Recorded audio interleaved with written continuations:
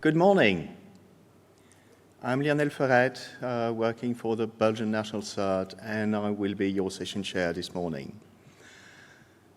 So as session chair, I'm required to remind you to turn your phones back on when you leave the room.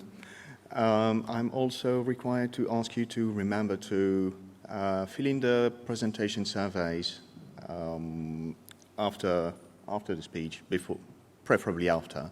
And that way you can make an informed decision. There will be questions at the end of the 30 minutes presentation. There are a couple of mics scattered through the room for that, so please use them. And in the meantime, without further ado, here are Jaromir and Daniel from Trend Micro, who are going to have a presentation about attacks on gambling customers. So enjoy and give them a warm welcome.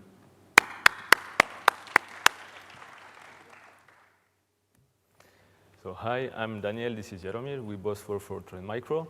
And today we will talk about Operation GamblingPuppet, which was actually performed by a threat actor that we named Earth Barbaroka.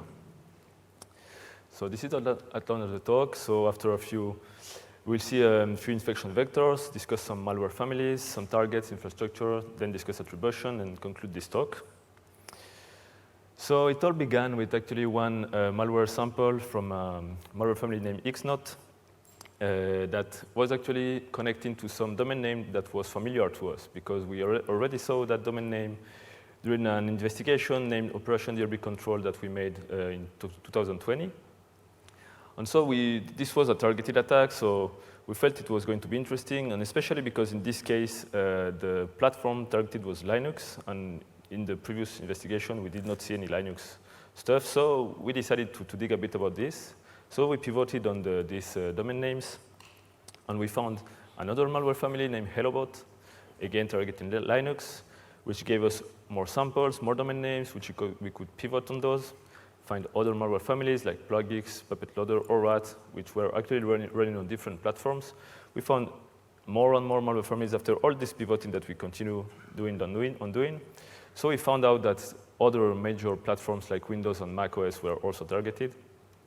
This allowed us to find also some victims, actually from this threat actor in our telemetry, and we could find also some infection vectors. So let's start talking about those actually infection vectors. The first one, we noticed a website that was offering a chat application, actually, so you can see here in the screenshot what the website looked like, so it's written in Chinese. That application was named Mimi, which in Chinese means secret, so it was supposed to be a secret chat application. And as you can see in the bottom of the screenshot, there were two platforms offered for installation, Windows or Mac. So we analyzed that application. We found out it was written in Electron.js, which is some kind of framework based on Node.js, which means it is multi-platform, so the threat actor can recompile it for different platforms. And we found out in one file that is called at the beginning of the installation that there was a few malicious payloads reference. So in the case of the Windows platform, the USO private executable was called, and in the case of the Darwin platform, which is macOS, an executable named Darwin x64 was called. You can see in the bottom of the screenshots that along this executable USO private, there was also a log.dll file on the USO private.dat file. So this is the typical trident ways of that usually Chinese threat actors use to load stuff exploiting DLL sideloading vulnerabilities in legitimate executables. So in the end, the target would visit this chat application, download the installer, and then, depending on the platform, either in Windows, the Plugix malware would be loaded, or in macOS, the ORAT malware would be loaded. So we'll discuss later this ORAT malware family. Also interesting, the registration page for this application contains some font prefixes that were limited to certain countries. And so this gives an idea of where the targets could be located. So here you can see there was US and Canada, and all other countries are in Southeast Asia. A second infection vector, a bit more complicated this time, was in this case, the threat actor would look for legitimate websites and search for cross-site scripting vulnerabilities inside those websites, actually persistent cross-site scripting vulnerabilities. And so they would exploit that to inject some JavaScript code. And that code would be loaded when the victim visits this, a particular page of this website. So then what would happen is that the website would load, again, more JavaScript code from a third-party server, which we call here the XSS platform. And then that platform would redirect to a final website, which in this case was offering some fake Flash installer. And so if the target falls for this lure and installs the fake Flash installer, it would get delivered some malware family. So here I don't specify the family because we saw over time different malware families being offered. So the first JavaScript code inserted by the threat actor actually just displayed this message that you can see here. So again, in Chinese, it was some very simple message saying you should update your Flash version. So then PHP script was called, probably collect some statistics about the victim. And the end website that delivered this Flash player was also written in Chinese.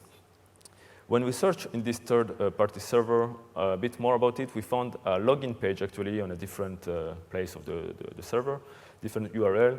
So we found this authentication panel, and the title of this page was XSS platform.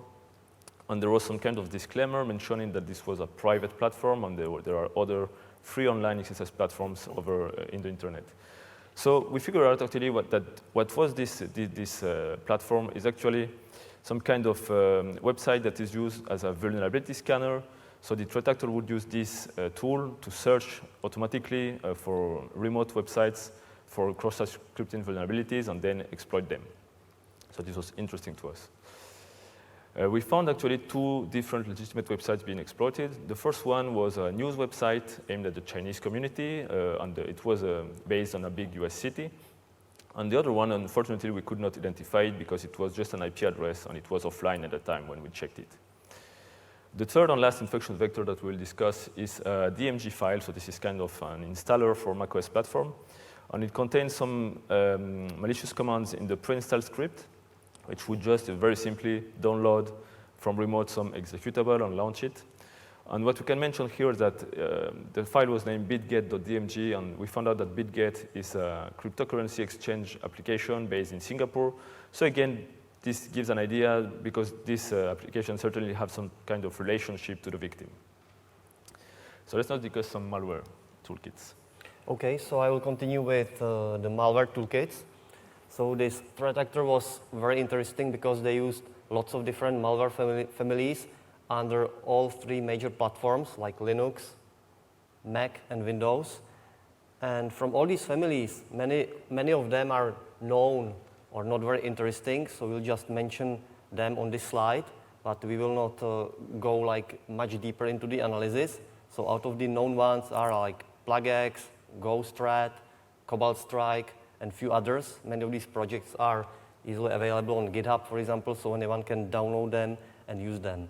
So we will not spend any time or more time with these known families, but we would later in this presentation go more deeper in some unique malware families which has been used by this threat actor. So these are some names, particularly this PuppetLoader, Puppet Downloader, and ORAT, which basically gave the name, or which we used to give name to this operation. For Linux, there are also like few known malware families, like Xnode, HelloBot, and few others. And also, this investigation is still ongoing, so we have found another kind of malware family or malware written in Go language, which we are investigating now, and probably very soon we will publish a blog post or some update about it. For macOS, we have seen that there is this version of ORAT, which is malware written in Golang, and it can be compiled into executable files under different platforms. So we have seen compiled version for Windows, but also for macOS. So now we will continue, or we will talk about this PuppetLoader, which is a very interesting piece of malware. It has like 5 stages, and the latest stage is the backdoor. Why we call it PuppetLoader? Because there is a screenshot. Then in the body of the executable file, there was this text, or there is this string puppetloader.puppet.core.something.release and so on. So we just took the string from the malware itself. I said like it has like 5 stages. What are these stages? So the first stage is the stealthy loader, it loads a dropper into memory. Then this dropper drops basic loader. Then it drops bitmap file, but this bitmap file has some encoded data in the overlay. Then it drops another bitmap file with client code in overlay of the bitmap file. Then it executes basic loader, which loads and decrypts the core, which is the fourth stage, and the core decrypts and loads the last stage, which is the backdoor itself. One very interesting thing which we noticed when analyzing this PuppetLoader was usage of RC4 cipher, but this IC4 cipher was somehow flawed, like it didn't work as it should be. Because if you know or if you look at the algorithm of RC4 cipher, there are like several different operations, but one of the operations is called swap, which swaps like two memory values. And it was implemented in this quite strange way. I don't know why. There are like 5 steps, and you can see them in the left part of the slide. So in the beginning, they use some temporary value, then it puts like sum of these values, then it moves it a few times, subtracts something, and in the end, both values should be swapped. So how it works, this strangely implemented swap operation. So see this diagram. There are like 2 memory places, like I and j. They have values 1 and 2, and there's like 1 temporary value. So after the first step, 1 plus 2 is 3. So you can see it easily here. After the second step, this value from here is assigned to this memory place. After the third step, there is the subtraction, so this value changes to 1. After the fourth step, the I value is assigned the temporary value, so this value is copied here. And after the fifth step, there is this subtraction, so basically from the original 1 and 2, the values in the memory are swapped. So it seems it works well. But what happens if I and j are equal? So Si and Sj point to exactly the same location. So again, we can go through this algorithm. So in the beginning, Si plus Sj is 1 plus 1. So in temporary value, there is suddenly 2. Then this same value is copied from temporary value back to this memory location. Then temporary value is subtracted. So here appears 0. One more step. From the original value is changed to 0. And fifth step has no effect. So suddenly, like swapping the value of itself with within the same location shouldn't do anything, but this memory location is zeroed. So this is the screenshot of the internal state of the RC4 cipher. There should be 256 values. It should be permutation of all the byte values. So from 00 to 0xFF. So there should be each value exactly once. But what you can see here, originally there was 0 here, a 0 here, but after this step, there was the value 2c, and suddenly it became 0. So there are after this step, there are more zeros. And the longer the process goes, the more and more zeros are in this memory area until almost everything becomes 0, which is the problem, which shouldn't work, which is not correct RC4 implementation. So we have seen this same flawed RC4 implementation in 2 more malware families, or 2 more pieces of malware. One was Puppet Downloader, which was downloading something from the internet and executing the second stage.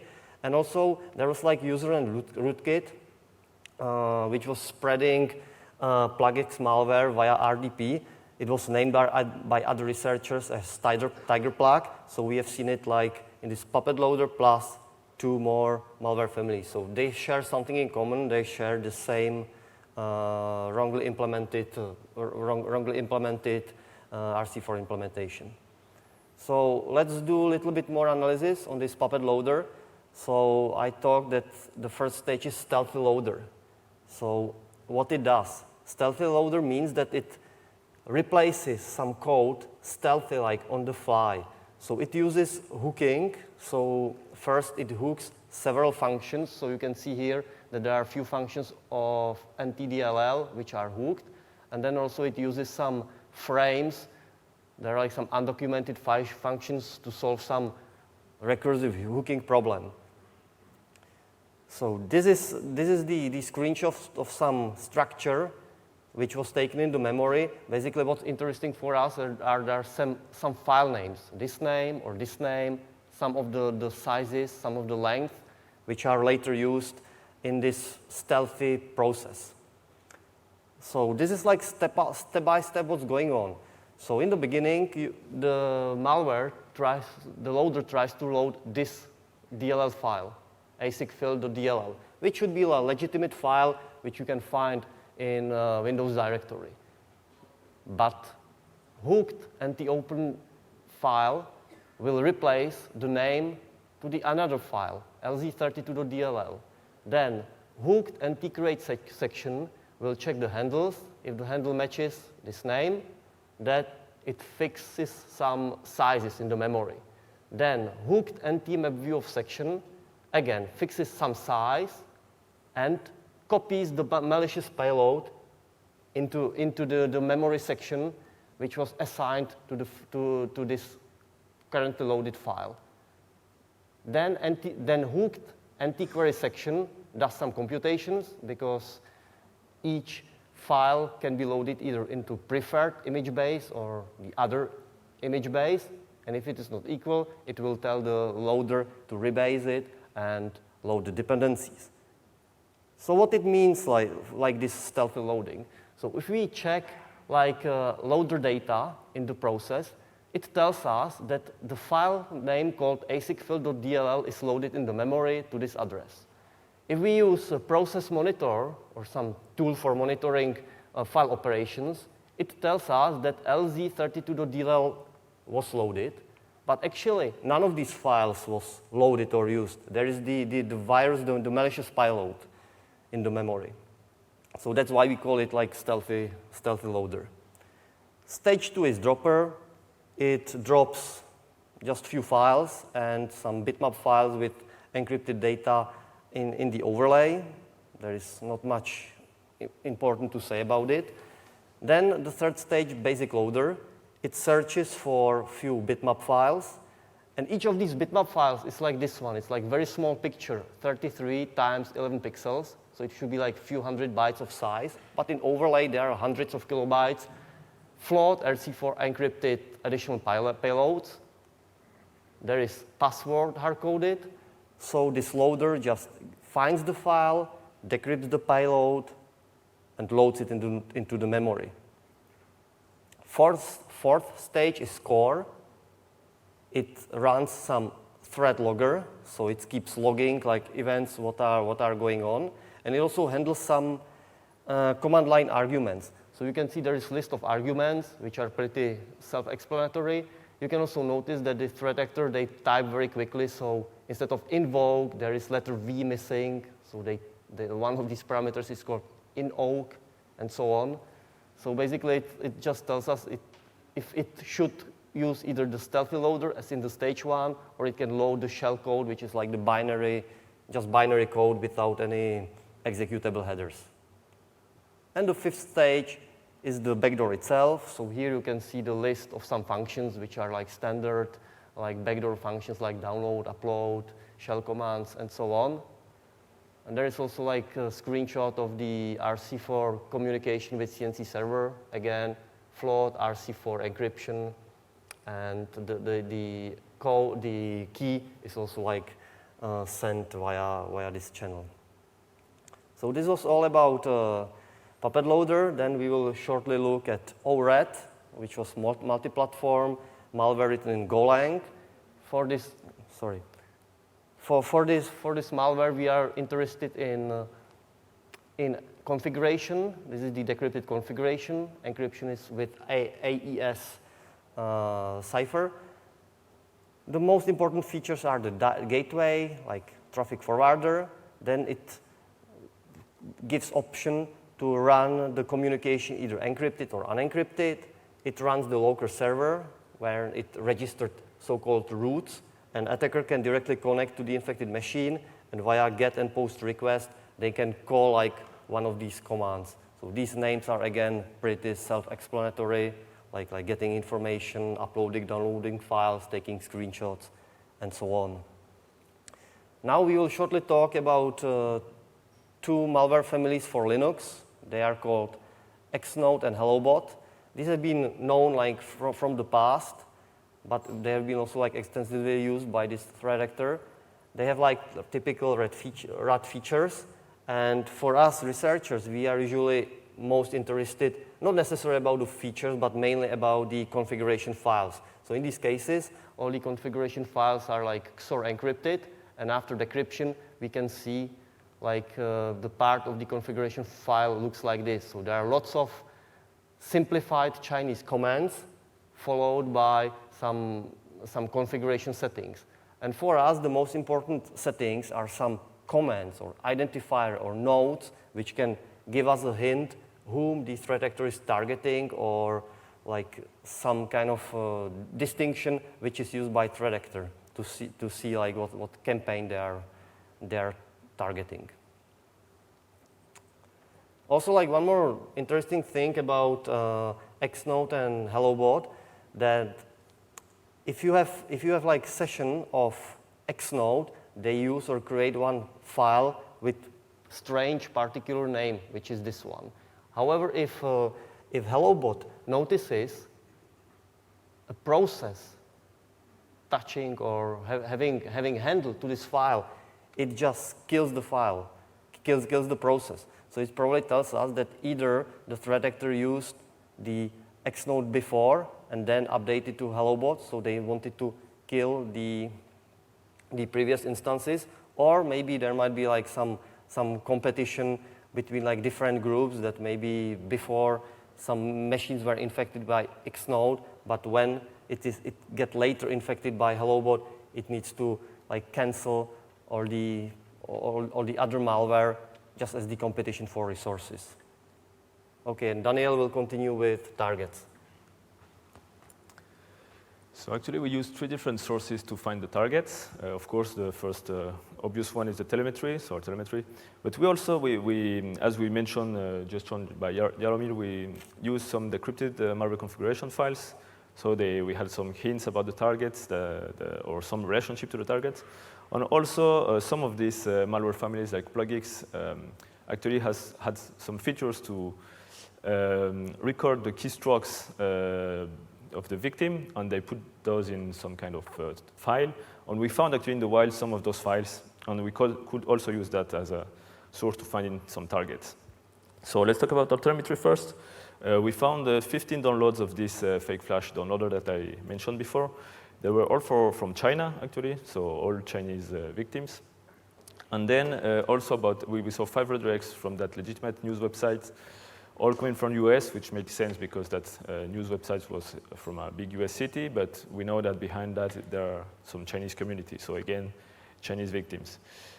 Also 3 redirects from these unknown websites that came from Hong Kong and Malaysia, and 1 DLL detected in Taiwan, so again, Southeast Asia.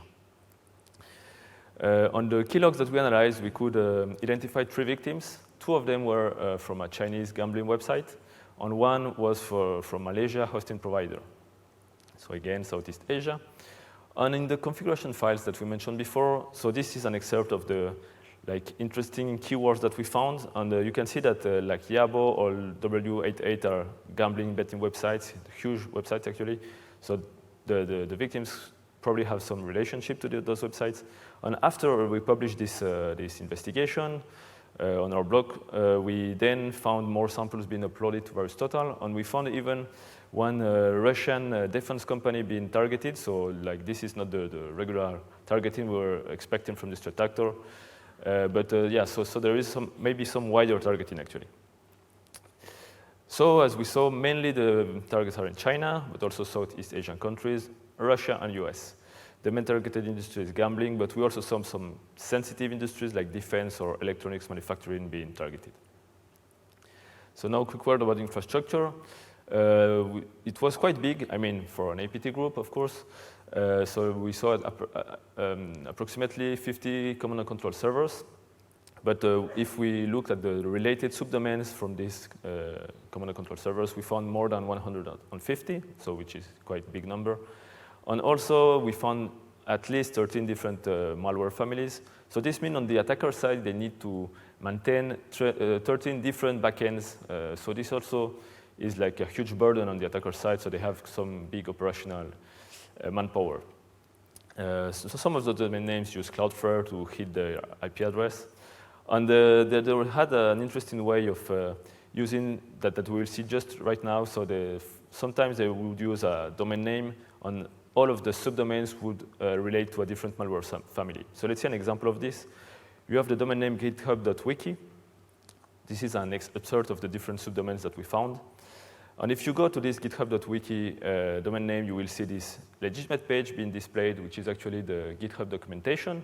So this is pretty smart on the attacker side, because this page was actually indexed by the search engines, and probably the ranking, or maybe this domain name would look as legitimate, maybe even be misclassified by some security solutions as being legitimate. But what we found out is that there is, for example, here a HelloBot malware sample connecting to one of the subdomains of github.wiki, or this other subdomain delivering ORAT malware sample, which connected to a different subdomain of github.wiki, or delivering a PuppyRat sample connecting to another subdomain. And even we found this last subdomain named check.github.wiki, which actually was some malware panel, authentication panel. So probably behind this authentication panel, the threat actor could actually control his bots. And you cannot see here probably because it's too small, but it was written in Chinese again. Another example is this FBI.am domain name. It had these other subdomains, and every one of these 5 subdomains was related to a different malware family. Another funny stuff that we found actually, so if you're like me and don't speak Chinese, these domain names or subdomain names won't raise any flag. But if you actually do speak Chinese, I will put here just the translation of these domain names. And yeah, I think we weren't sure, but I mean, is the threat actor trying to pass a message? We don't really know. Or at least it shows some kind of interest for this threat actor. We don't know, but it was kind of funny for us to find this. So a quick word about the attribution now. First of all, what we are sure of and what we can say is that the threat actor definitely speaks Chinese. We saw a lot of examples of this. We also didn't mention, but that XSS platform that we discussed in the beginning, in the HTML code, we could find the source actually where this platform was downloaded. The source code was downloaded, and it was from a Chinese forum. The panel itself was written in Chinese, the malware panel in Chinese. The decrypted configuration files contain comments in Chinese.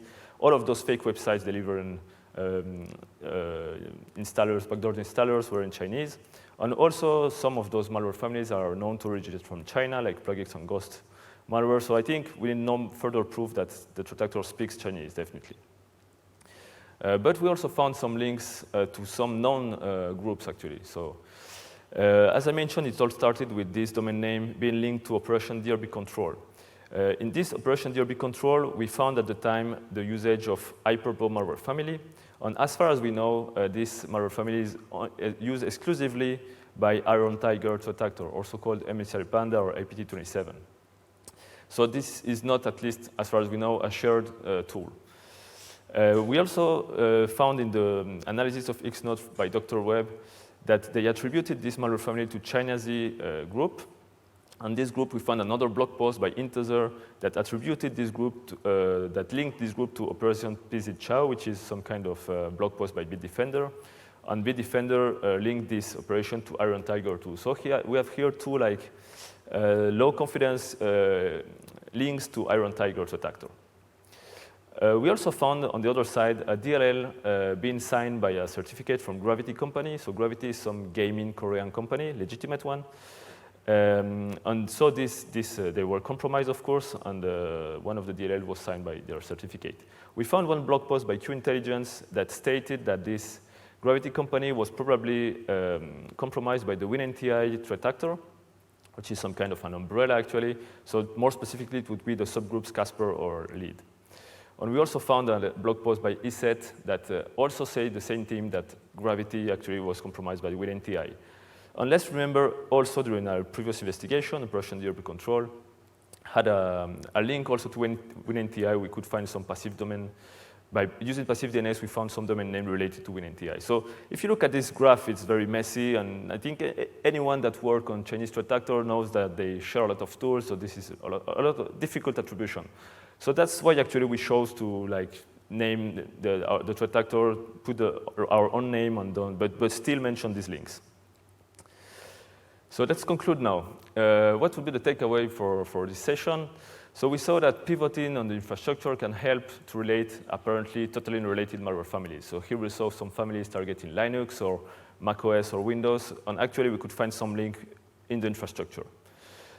Also, as Jaromir showed before, we can analyze the cryptographic algorithms, and if you find some flaws inside them, it can help you to find other malware families that are related to this.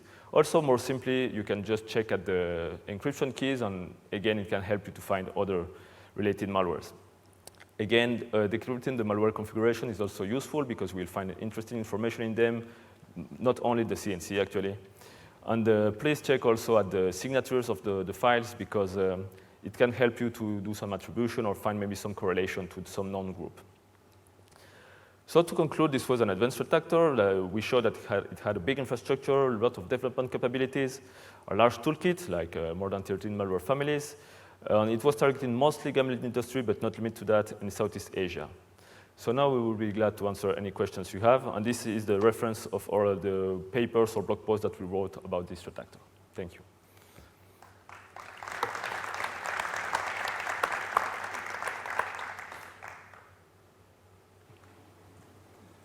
Thank you, Daniel and Jaromir, for that presentation. Are there questions? I don't see anyone in front of the mics. Come on, don't be shy. All right, shall I have to ask the questions myself? If there are no questions, you can find us around next days, so you can ask us anytime. Yeah, or tonight at the social event, so don't hesitate, or on Twitter or whatever. Yeah. Here. Thank you again.